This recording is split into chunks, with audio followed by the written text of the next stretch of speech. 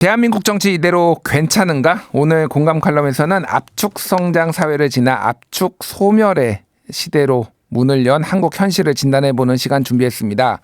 책 압축 소멸 사회를 펴낸 정치학자 교수님이죠. 이관우 국회 입법조사처장님 나오셨습니다. 처장님 안녕하세요. 네, 안녕하세요. 예, 제가 이제 전에는 교수님으로 제가 알고 지내고 그랬는데 갑자기 국회 입법조사처장님이 되셨다고 그래서 깜짝 놀랐습니다. 제가 그래서 놀랐습니다. 페북에 좋아요도 제가 살며시 누르고 그랬는데 전에 이제 훌륭한 이제 또 소장 정치학자로서 제가 되게 존경하고 좋아했는데 최연소잖아요, 지금. 네. 뭐 대체로 다 한 60대 정도 분들이 다 제 앞에 처장님 하셨는데 예.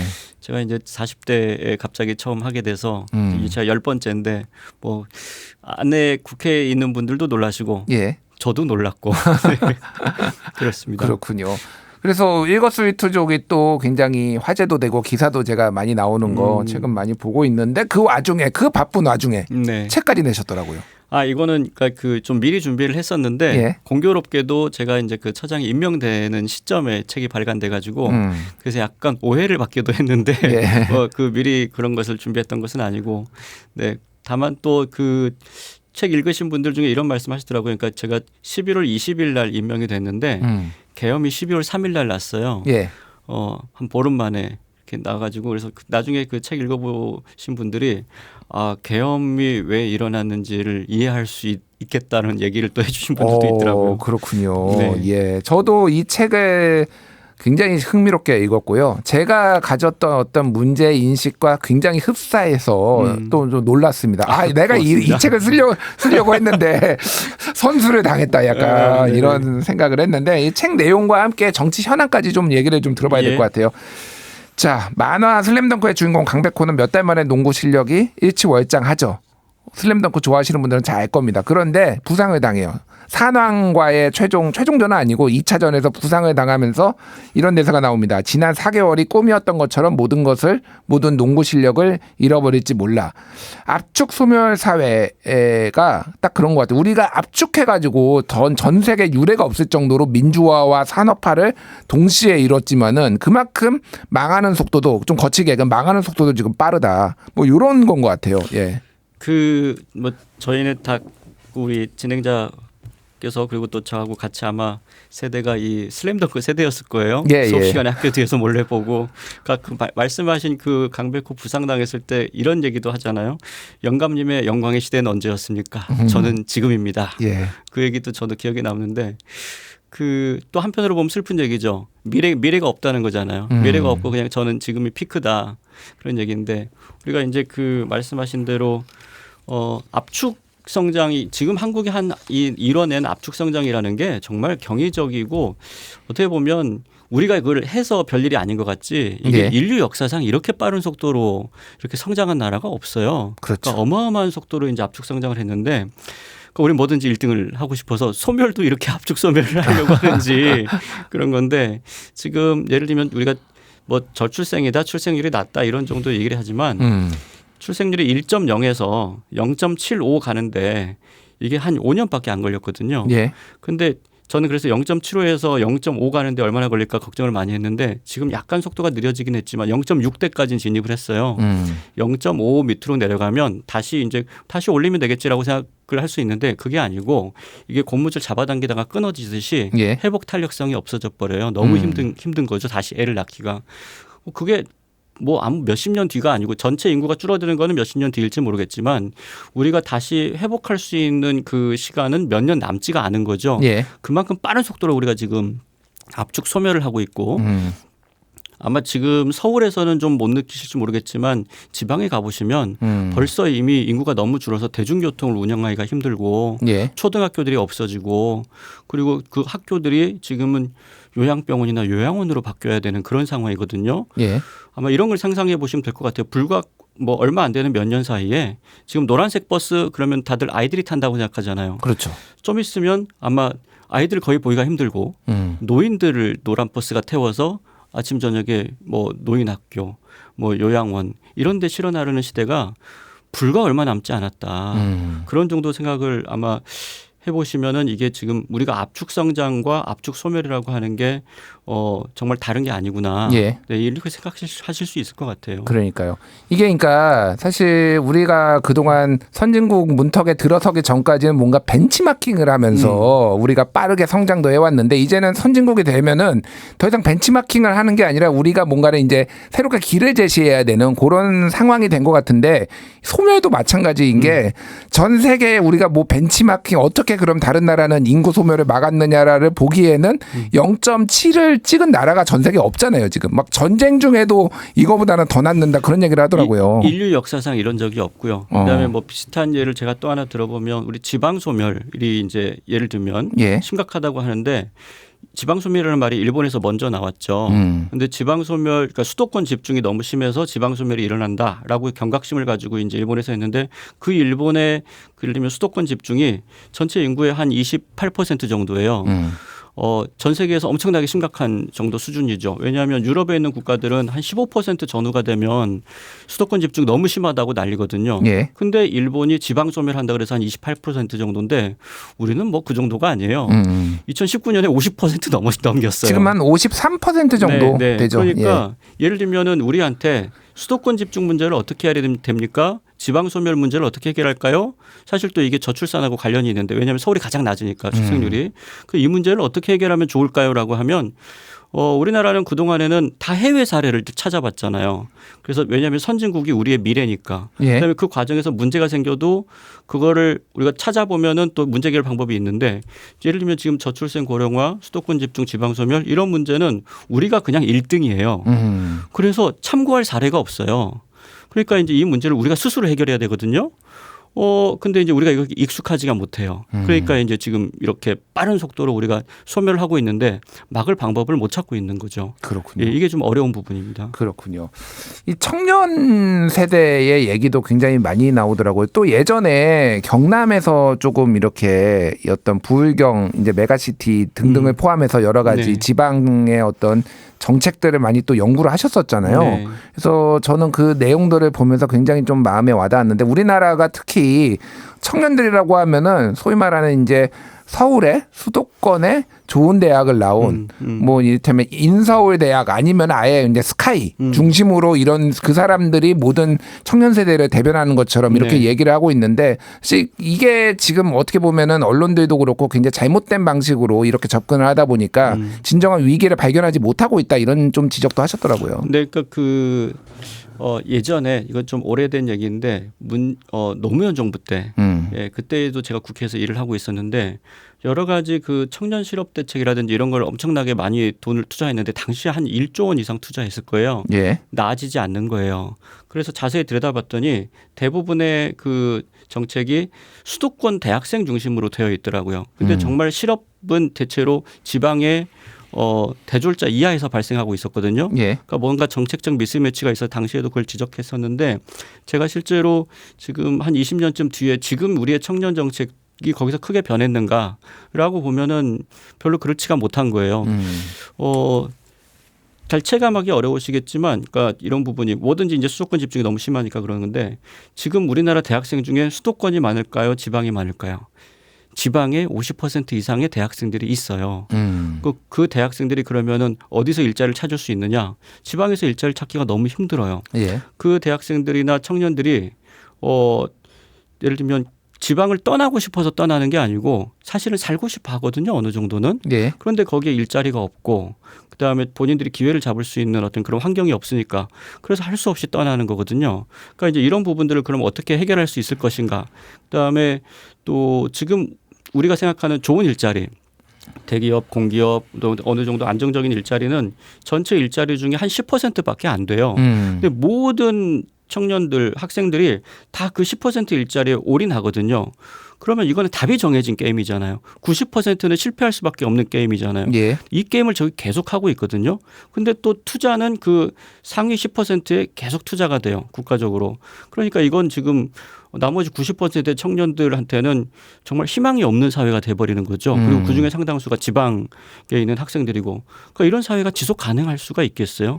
그러니까 이 청년들이 결혼이나 출산이나 이런 것도 생각하기 어렵고 오로지 그 10% 안에 들어야 된다. 그래야 생존할 수 있다. 그러니까 이런 사회는 사실은 지속 가능하지가 않은 거죠. 예.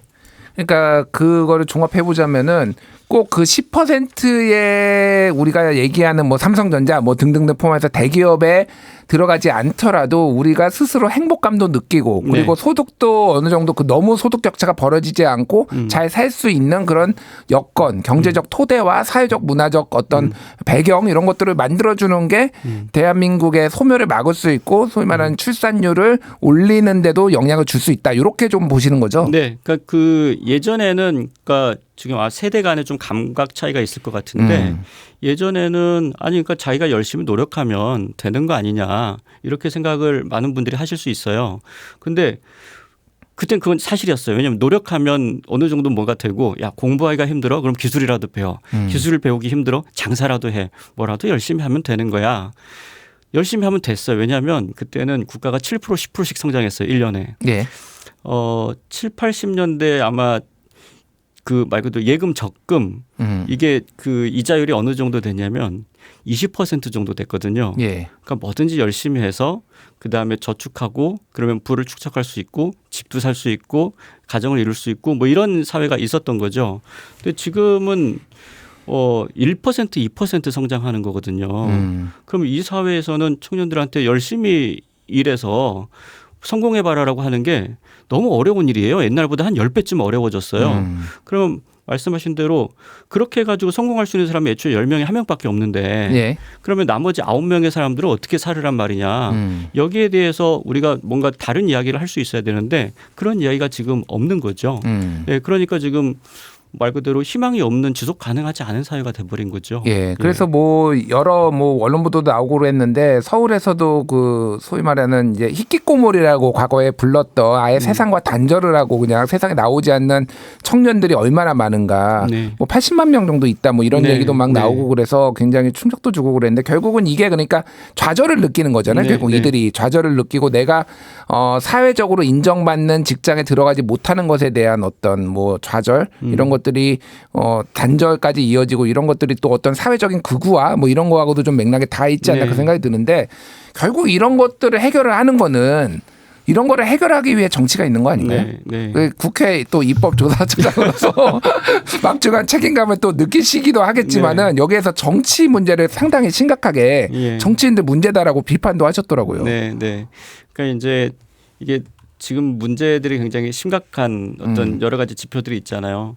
근데 그게 그냥 우리는 이제는 저출산 고령화나 청년들의 어떤 그 뭐 희망이 없다든지 그다음에 사회경제 불평등 이런 이야기들이 좀 너무 익숙해져서 그런지 모르겠지만 정말 심각한 문제가 됐어요. 그런데 이 문제를 누가 해결하려고 하느냐라고 보면 최근에 저는 이제 정치라고 하는 게 문제를 해결하는 네, 그런 일이라고 생각하는데 평화적으로 그리고 예. 갈등을 줄이고 여러 사람이 동의할 수 있는 그런 대안을 만들어서 계엄하지 않고 네, 예. 비폭력적인 수단으로 예, 문제를 해결하는 게 이제 저는 정치의 역할이라고 생각을 하는데 근데 요즘에는 문제가 생기면 다수의 정치인들이 이 문제를 해결하려고 하는 게 아니라 내가 그거를 통해서 인기를 얻을 수 있어? 쉽게 얘기하면 내가 그거에 대해서 얘기하면 조회수가 좀 올라가나?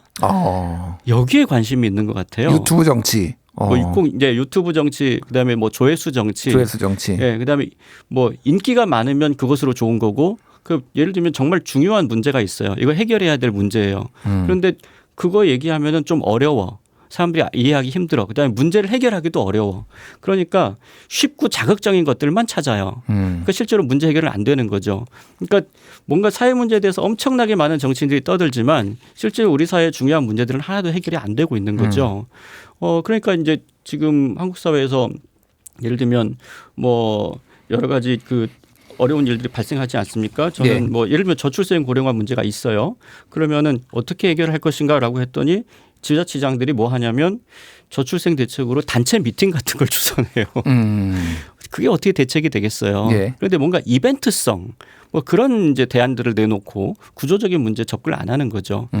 그러니까 이제 지금 이런 문제도 해결되지 않는 거죠. 그렇군요. 이거는 뭐 사실 여야 뭐 그런 다르지 않다라고 좀 보시더라고요. 그러니까 이게 뭐 진보나 보수의 문제도 아니고 전체적으로 정치권이 네. 너무 좀 휘발성 이슈 그리고 인기 영합적인 이슈에 조금 매달리고 그렇게 또 이제 사람들을 또 인기를 끌고 어떻게 하면 일종 선동도 하고 뭐 그러다 보면은 또 권력도 잡고 이게 좀 악순환인 것 같다라는 생각이 드는데 그 뭐지 이거는 이제 우스갯소리인데 그 제가 들은 얘기입니다. 들은 얘기인데 윤석열 대통령이 이제 검사를 굉장히 오래 하셨잖아요. 그러니까 모든 거를 이제 수사나 이런 거를 통해서 모든 사회적 어떤 문제를 해결하려고 한다. 그래서 기후 위기가 대통령님 기후 위기가 심각합니다.